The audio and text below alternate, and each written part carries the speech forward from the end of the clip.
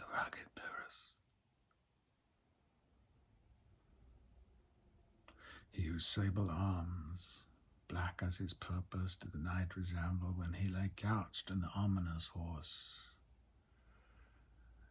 Hath now this dread and black complexion smeared with heraldry more dismal, head to foot, now is he total jewels, horridly tricked with blood of fathers, mothers, daughters, sons, baked and impasted with the parching streets that lend a tyrannous and damned light to their lord's murder, roasted in wrath and fire, and thus so assized with coagulate gore, with eyes like carbuncles, the hellish Pyrrhus old grandsire Priam sees.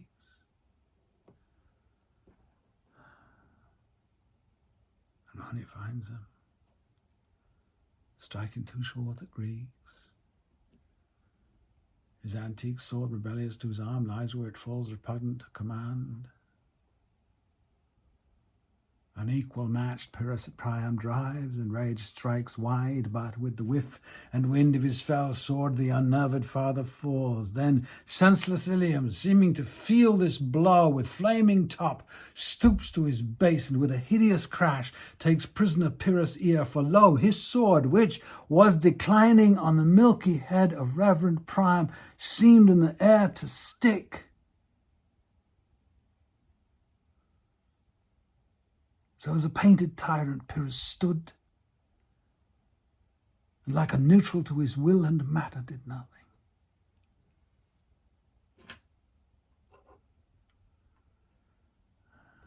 But as we often see against some storm, a silence in the heavens, the racks stand still, the bold winds speechless, the orb below as hushed as death. Anon the dreadful thunder doth rend the region. So after Pyrrhus' pause, aroused vengeance sets him newer work, and never did the Cyclops' hammers fall on Mars' armour forged for proof etern, with less remorse than Pyrrhus' bleeding sword now falls on Priam.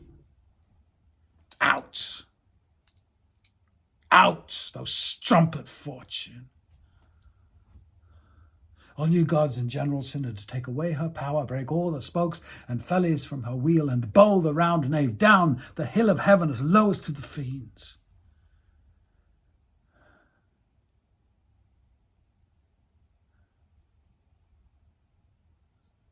But who had seen the mobile queen?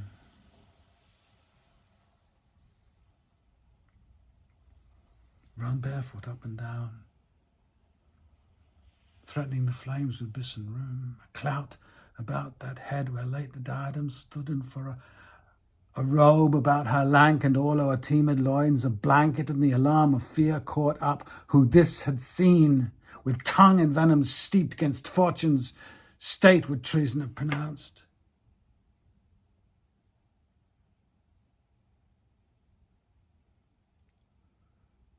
But if the gods did see her then, themselves,